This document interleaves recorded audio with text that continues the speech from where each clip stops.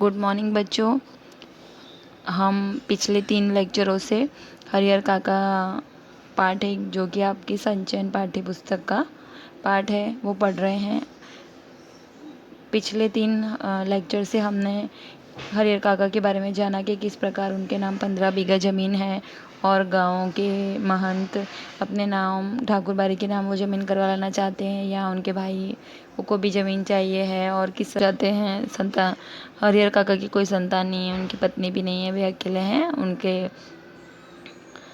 तो अब उनका ध्यान कौन रखे। वे गुस्सा होकर मान जी के पास चले जाते हैं और फिर मान जी कहते हैं कि तुम यहाँ ठाकुर बाड़ी में रुक जाओ और ठाकुर बाड़ी के नाम अपनी ज़मीन कर दो।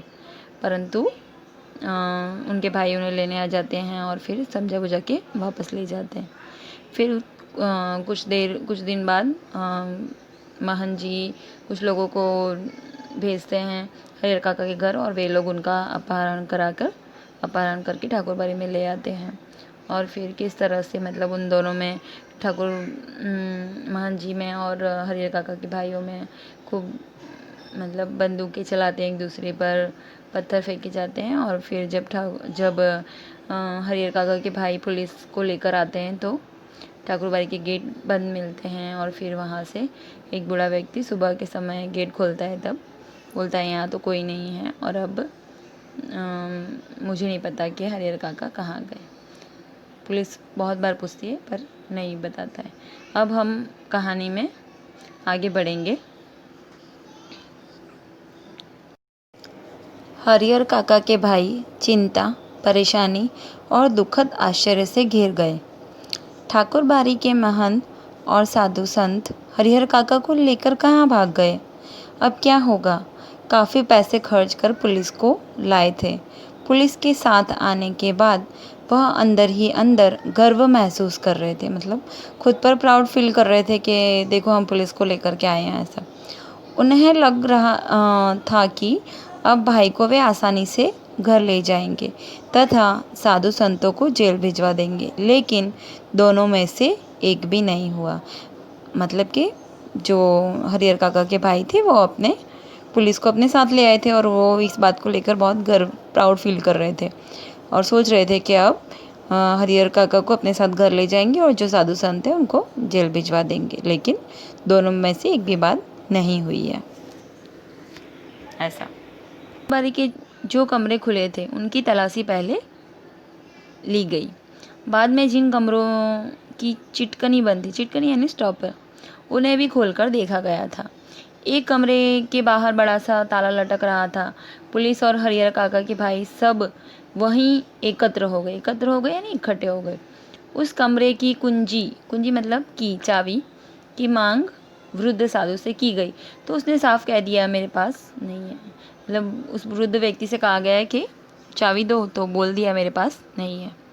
जब उससे पूछा गया इस कमरे में क्या है तो उसने जवाब दिया अनाज है। अनाज मतलब गेहूँ चावल वो सब अनाज है। ऐसा पुलिस इंचार्ज अभी यह सोच ही रहे थे कि इस कमरे का ताला तोड़कर देखा जाए या छोड़ दिया जाए कि अचानक उस कमरे के दरवाजे को भीतर से किसी का धक्का देना शुरू हुआ। मतलब वो जो इंचार्ज आए थे पुलिस के सोच रहे थे कि क्या करूं, ताला तोड़कर देखूं या चलेगा। ऐसा तभी अंदर से किसी के धक्का मारने की आवाज़ सुनाई दी।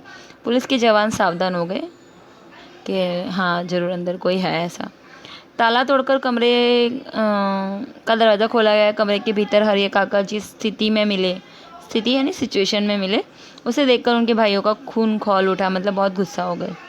उस वक्त अगर महंत पुजारी या अन्य नौजवान साधु उन्हें नजर आ जाते तो वे जीते जी उन्हें नहीं छोड़ते।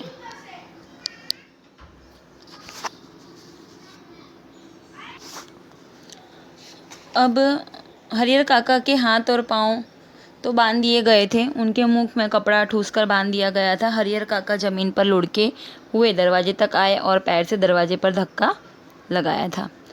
काका को बंधन मुक्त किया गया, मतलब जो उनको बांध के रखा हुआ था ना उससे उनको मुक्त कर दिया गया।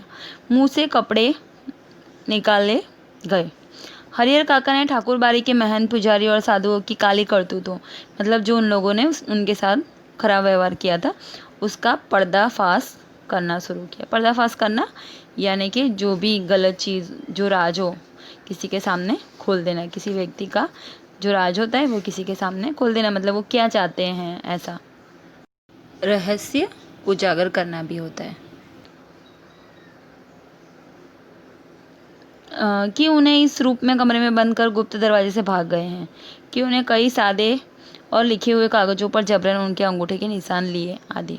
मतलब किस तरह से उनको इस यहाँ बंद कर दिया और उनके साथ में क्या व्यवहार किया गया, और उन्होंने हरिहर काका से कई सादे और लिखे हुए, मतलब प्लेन और लिखे हुए कागज़ों पर जबरन यानी ज़बरदस्ती उनके अंगूठे के निशान लिए हैं। ये सारी बातें बताई।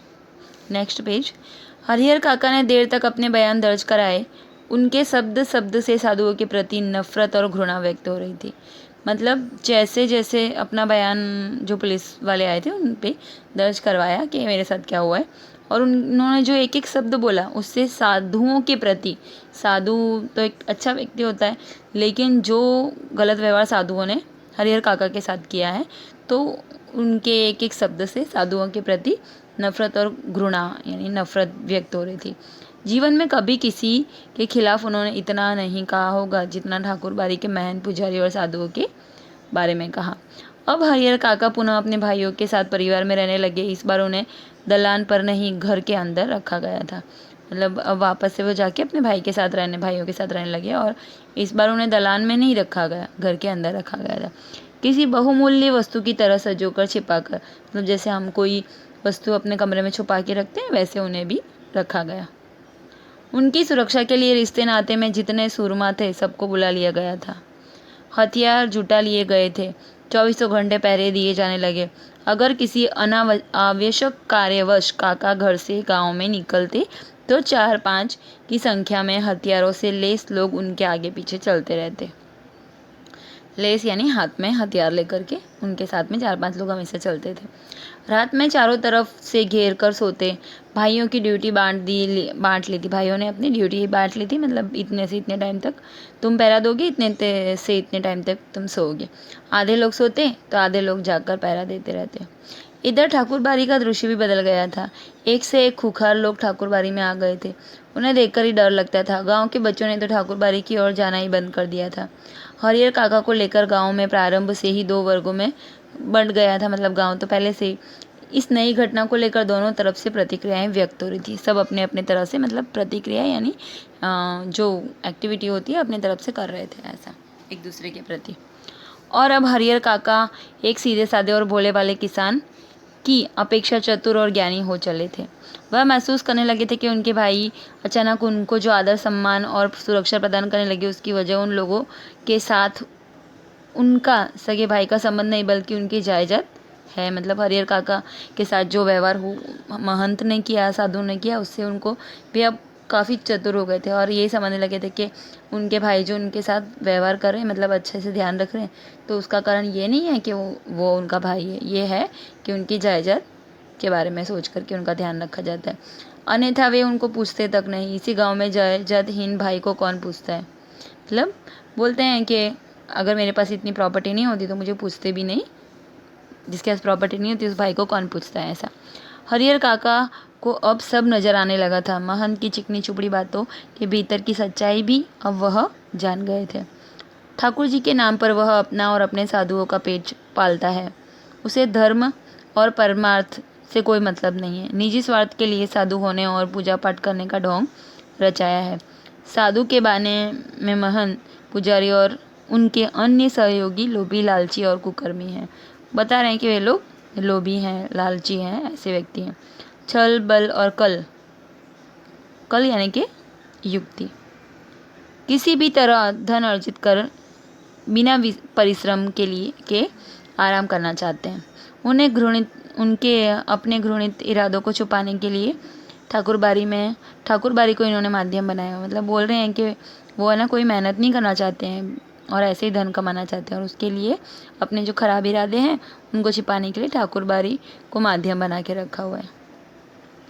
एक ऐसा माध्यम जिस पर अविश्वास न किया जा सके। मतलब एक ऐसा माध्यम है ठाकुरबाड़ी, तो एक मंदिर है, तो किसी कोई इस पर अविश्वास तो कर ही नहीं सकता है, तो उसे अपना माध्यम बना लिया। इसलिए हरिहर काका को मन ही मन हरिहर काका ने तय कर लिया कि अब महंत को वे अपने पास फटकने तक नहीं देंगे, मतलब फटकने यानी आने भी नहीं देंगे ऐसा। साथ ही अपनी ज़िंदगी में अपनी जायदाद भाइयों को भी नहीं लिखेंगे, अन्यथा फिर वह दूध की मक्खी की तरह हो जाएंगे।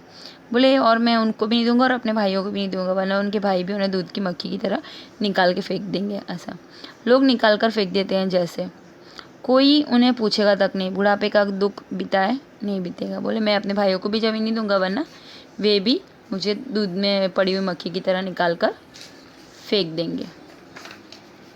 लेकिन हाँ, नेक्स्ट पेज, हरिहर काका सोच कुछ और रहे थे और वातावरण कुछ दूसरा ही तैयार हो रहा था।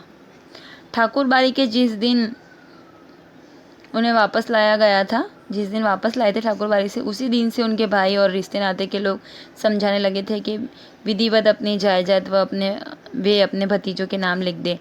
वह जब तक ऐसा नहीं करेंगे तब तक महंत की गिद्ध दृष्टि, मतलब तेज गिद्ध की तरह ऐसा, तो उनके ऊपर ही लगी रहेगी। सिर पर मंडरा रहे तूफान की से मुक्ति पाने के लिए उनके समक्ष अब यही एकमात्र रास्ता है। बोले अपने भाइयों के नाम ये जमीन कर दो, भतीजों के नाम, भाइयों के नाम, वरना महंत और साधु की गिद्ध जैसी दृष्टि तुम्हारे ऊपर हमेशा रहेगी, और जो तुम्हारे पर मुसीबत मंडरा रही है उससे निकलने का एक यही रास्ता है। सुबह दोपहर शाम रात गए तक एक ही चर्चा होती रहती थी, मतलब सुबह से लेकर शाम तक एक ही चर्चा होती थी।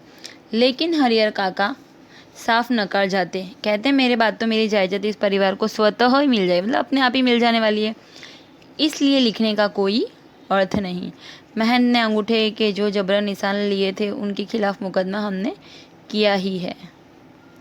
भाई जब समझाते समझाते हार गए तब उन्होंने डांटना और जवाब देना शुरू कर दिया, लेकिन काका इस रास्ते पर भी राजी नहीं हुए। स्पष्ट कह दिया कि अपनी ज़िंदगी में वह नहीं लिखेंगे। बस एक उनके भाइयों को वही रूप धारण कर लिया था जो रूप महंत और उनके सहयोगियों ने किया था।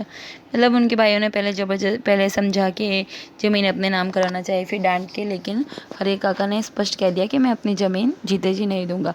तो उनके भाई भी महंत और उनके सहयोगी की तरह ही रूप धारण कर लिया था। हरिहर काका को अपनी आंखों पर विश्वास नहीं हुआ। उनके वही सगे भाई हैं जो उनकी और सुरक्षा में तैयार थे, उन्हें अपना अभिन्न समझते थे, जो उनकी नींद ही सोते और उनकी नींद से ही जागते। हथियार को लेकर उनके सामने खड़े थे, कह रहे थे कि सीधे मन से कागज़ों पर जहाँ जहाँ ज़रूरी है वहाँ अंगूठे के निशान बनाते चलो, अन्यथा मारकर यहीं घर के अंदर गाड़ देंगे। गांव के लोगों को सूचना तक नहीं मिलने पाएगी। बोले कि ना ज़्यादा मतलब वो मत करो और होशियार मत बनो ऐसा, और है ना हथियार लेके सामने खड़े होकर बोले जहाँ जहाँ ज़रूरत है वहाँ अंगूठे के निशान लगा दो, वरना तो घर में यहीं अंदर गाड़ देंगे और गांव के लोगों को सूचना भी नहीं मिलेगी ये कहाँ गए ऐसा। अगर पहले वाली बात होती तो हरिहर काका डर जाते। अज्ञान की स्थिति में ही मनुष्य मृत्यु से डरते हैं, ज्ञान होने के बाद तो आदमी आवश्यकता पड़ने पर मृत्यु को वर्ण करने के लिए भी तैयार हो जाता है। मतलब पहले तो हरिहर काका जो सीधे साधे व्यक्ति थे तो शायद डर भी जाते, पर जब महंत और उनके सहयोगी ने उनका अपहरण कर लिया था तो वे उस स्थिति से उन्हें जो ज्ञान की प्राप्ति हुई उसके बाद उन्हें किसी डर नहीं लगता। अब तो वे मृत्यु को वर्ण करने के लिए, मरने के लिए भी तैयार थे ऐसा। हरिहर काका ने सोच लिया कि जब एक बार उन्हें मार दें वह ठीक होगा। बोले कि एक बार अगर मुझे ये लोग मार भी दे तो भी मुझे चलेगा, वही ठीक है। अपनी ज़मीन लिखकर रमेश सर की विधवा की तरह से ज़िंदगी में घुट घुट कर मरे नहीं। उनके गांव की एक स्त्री है, उसके बारे में बोल रहे हैं कि जीते जी अगर अपनी ज़मीन दे दूंगा तो मैं घुट घुट कर मरूंगा, यह ठीक नहीं होगा। रमेश सर की विधवा को बहला फुसला कर उसके हिस्से की ज़मीन रमेश सर के भाइयों ने लिखवा ली।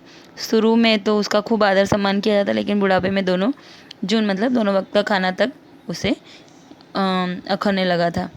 अंत में तो उसकी वह दुर्गति हुई कि गांव के लोग देखकर सिहर जाते, मतलब दुखी होते थे। हरिहर काका को लगा कि अगर रमेश की विधवा ने अपनी ज़मीन नहीं लिखी होती तो अंत समय तक लोग उसके पांव पकड़ते होते। हरिहर काका सोचने लगे कि अंतिम समय तक अगर उसकी पत्नी ने भी रमेश की विधवा ने अगर ज़मीन उसके भाइयों के नाम नहीं लिख दी होती तो अभी अंत समय तक भी उसका ध्यान रखा जाता। हरिहर काका गुस्से में खड़े हो गए और गरजते हुए कहा, मैं अकेला हूँ, तुम सब इतने ठीक है, मुझे मार दो, मैं मर जाऊँगा, लेकिन जीते जी एक घूर ज़मीन भी तुम्हें नहीं लिखूंगा, मतलब थोड़ी सी ज़मीन भी तुम्हें नहीं दूंगा। सब ठाकुर बाड़ी के महंत पुजारी से तनिक भी कम नहीं है, मतलब तुम भी उन लोगों की जैसे ही हो। देखते हैं कैसे नहीं लिखोगे, ऐसा उनके भाइयों ने कहा। लिखना तो तुम्हें है ही, चाहे हंस के लिखो या रो कर लिखो। मतलब भाइयों ने कहा कि तुम्हें लिखना तो पड़ेगा, चाहे अपनी मर्जी से लिखो या नहीं, ऐसा। हरिहर काका के साथ उनके भाइयों की हाथापाई शुरू हुई, मतलब मारपीटाई होने लगी। हरिहर काका अब उस घर से निकलकर बाहर गांव में भाग जाना चाहते थे, लेकिन उनके भाइयों ने उन्हें मजबूती से पकड़ लिया था। प्रतिकार करने में अब वे प्रहार भी करने लगे थे, मतलब एक दूसरे, अब उन्हें मारने भी लगे थे, ऐसा हाथ उठाने लगे थे। अकेले हरिहर काका कई लोगों से जूझ सकने में असमर्थ थे, मतलब एक व्यक्ति तो सबसे नहीं लड़ सकता है, ऐसा बहुत सारे लोगों से। फलस्वरूप उन्होंने अपनी रक्षा के लिए खूब जोर से चिल्लाना शुरू कर दिया। अब भाइयों का चेत आया कि मुंह तो उन्हें पहले ही बंद कर देना चाहिए था, मतलब उनको याद आया कि अरे मुंह तो हमें पहले बंद कर देना था, इन्होंने तो चिल्लाना शुरू कर दिया। उन्होंने तत्क्षण उन्हें पटक कर उनके मुंह में कपड़ा ठूस दिया, लेकिन ऐसा करने से पहले ही काका की आवाज़ गांव में पहुंच गई। टोला पड़ोस के लोग दोलान में जुटने लगे, मतलब ऐसा उनके भाई करते उससे पहले बहुत सारे लोग गांव के आंगन में, घर के आंगन में जुट गए। ठाकुरबाड़ी के पक्षधरों के माध्यम से तत्काल यह खबर महंत तक भी चली गई, मतलब जो ठाकुरबाड़ी के पक्ष में थे जो लोग, उनके ज़रिए महंत तक भी ये बात पहुंच गई। लेकिन वहाँ उपस्थित हरिहर काका के परिवार और रिश्ते नाते के लोग, गाँव के लोग समझा देते कि अपने परिवार का निजी मामला है, इससे दूसरों को क्या मतलब। लेकिन महंत जी ने वह तत्परता और फुर्ती दिखाई जो काका के भाइयों ने भी नहीं दिखाई थी। वह पुलिस की जीप के साथ आधम के, मतलब गांव के लोग तो ये समझा रहे थे, लेकिन तब तक महंत ने क्या किया कि फुर्ती से गांव पुलिस को लेकर के वहाँ पहुँच गए। पुलिस आने के बाद निजी मामले का सवाल खत्म हो गया था। घर तलाशी शुरू हुई, फिर हरिहर काका को उससे भी बदतर हालत में बरामद किया गया, मतलब जो ठाकुरबाड़ी में उनकी हालत हुई उससे भी खराब हालत में उन्हें वो लोग हरिहर काका को, पुलिस को हरिहर काका मिल गए। ऐसा हालत में, खराब हालत में ठाकुरबाड़ी से उन्हें बरामद किया गया था, उससे भी खराब हालत में, ऐसा। बंधन मुक्त होने पर पुलिस की सुरक्षा पाने के बाद उन्होंने बताया कि उनके भाइयों ने उनके साथ बहुत जुल्म अत्याचार किया, मतलब खराब व्यवहार किया है। जबरन उनके कागजों पर उनके अंगूठे के निशान लिए गए और खूब मारा पीटा, और उनकी दुर्गति बाकी नहीं छोड़ी, कोई भी उनके साथ कोई दुर्गति बाकी नहीं छोड़ी है। अगर और थोड़ी देर हो तो पुलिस नहीं आती तो वो उन्हें जान से भी मार देते। हरिहर काका के पीठ, माथे और पाँव पर कई जगह जख्म के निशान उभर आए थे।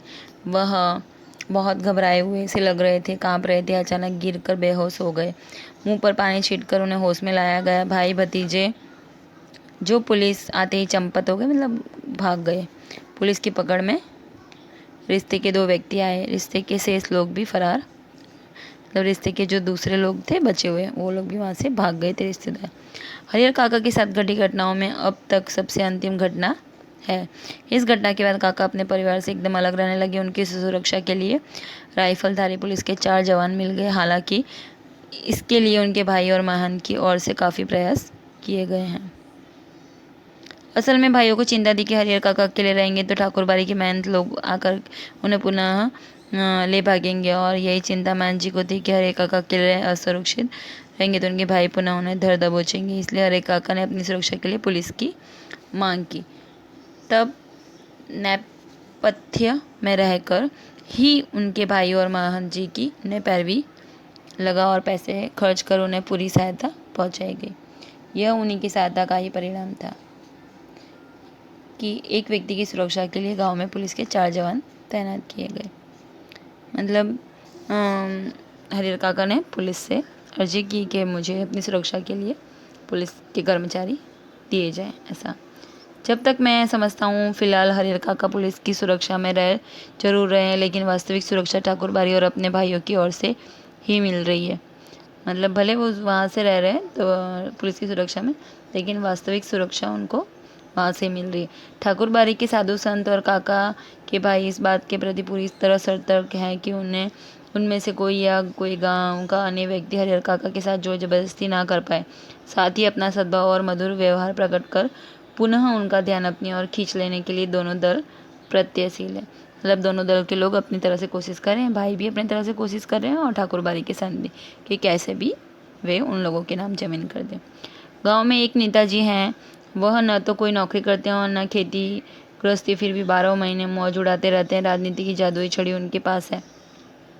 उनका ध्यान हरिहर काका की ओर जाता है। वह तत्काल गांव के कुछ विशिष्ट लोगों के साथ उनके पास पहुंचते हैं और यह प्रस्ताव रखते हैं कि उनकी ज़मीन में हरिहर उच्च विद्यालय नाम से एक हाई स्कूल खोला जाएगा। मतलब गांव में एक व्यक्ति हैं जो नेता हैं, वो उनके पास पहुंच जाते हैं और बोलते हैं कि तुम्हारे नाम से गांव में एक हरिहर उच्च विद्यालय नाम का स्कूल खोला जाएगा, इससे उनका नाम अमर हो जाएगा, उनकी ज़मीन का सही उपयोग होगा और गांव के विकास के लिए एक स्कूल मिल जाएगा। लेकिन हरिहर काका के ऊपर अब तो ना कोई दूसरा रंग चढ़ने वाला नहीं था। नेताजी भी निराश होकर लौट गए।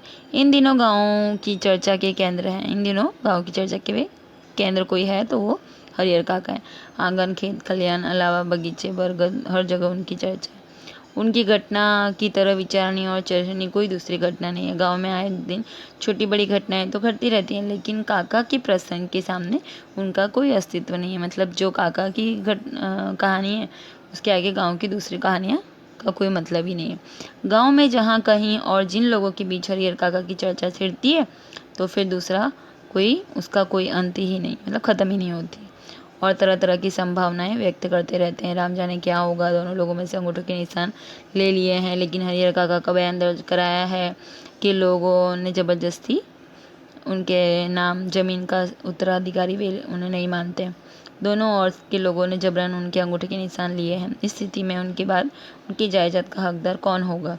लोगों के बीच बहस छिड़ जाती है उत्तराधिकारी के कानून पर जो जितना जानता है उससे 10 गुना अधिक उगल देते हैं। मतलब उत्तराधिकारी यानी कि वारिसदार, तो उसके विषय में जिसको जो पता है उससे 10 गुना ज़्यादा बातें बोलते हैं। फिर कोई समाधान नहीं निकलता, प्रश्न खत्म नहीं होता, आशंकाएं बनी रहती हैं, लेकिन लोग आशंकाओं को नज़रअंदाज कर अपनी पक्षधरता शुरू कर देते हैं कि उत्तराधिकारी ठाकुर बारी को मिलता तो ठीक रहता। दूसरी ओर से लोग कहते हैं कि हरिहर काका के भाइयों को मिलता तो ज़्यादा सही रहता।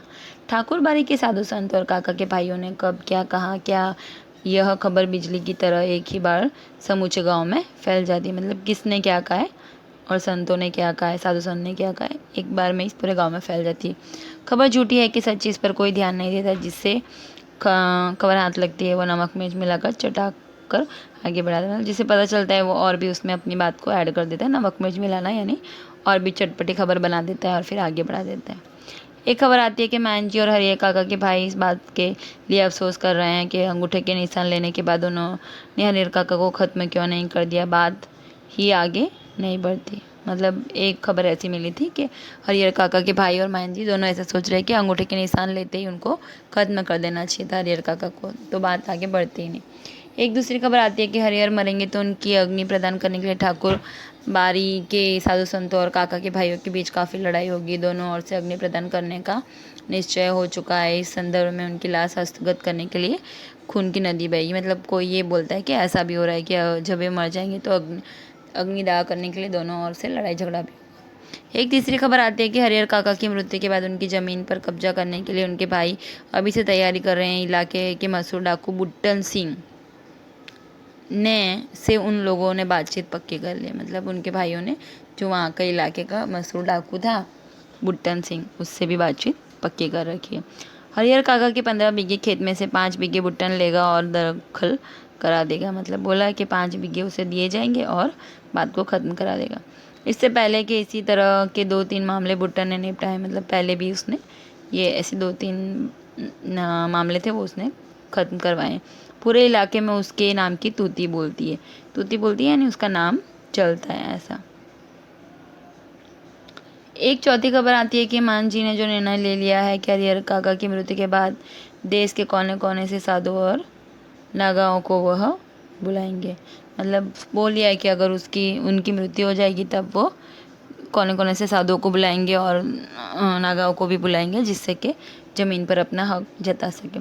रहस्यात्मकता और भयावनी खबरों से गांव का आकाश आच्छादित, मतलब कि ढका हुआ हो गया है। ऐसी ये सारी बातों से गांव का आकाश ढका हुआ है।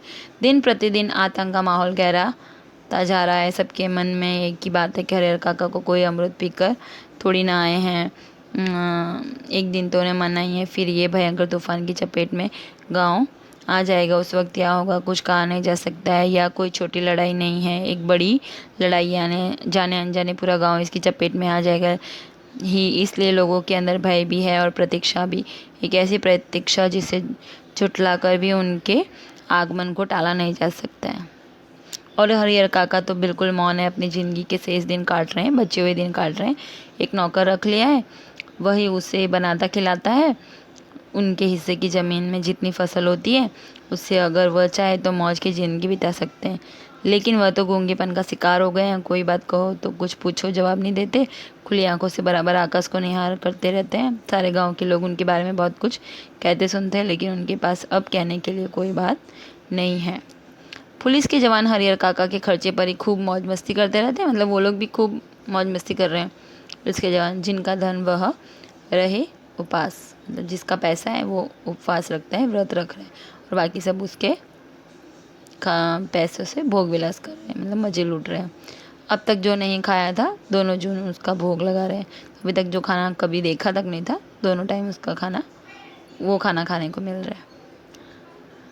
अच्छा बच्चों, आप लोगों को समझ आ गया होगा हरिहर काका के साथ कितना गलत व्यवहार उनके भाइयों ने किया, गांव के लोगों ने भी किया है और बहन जी ने भी किया।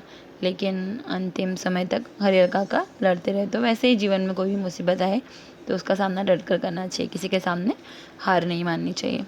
अच्छा बच्चों, धन्यवाद।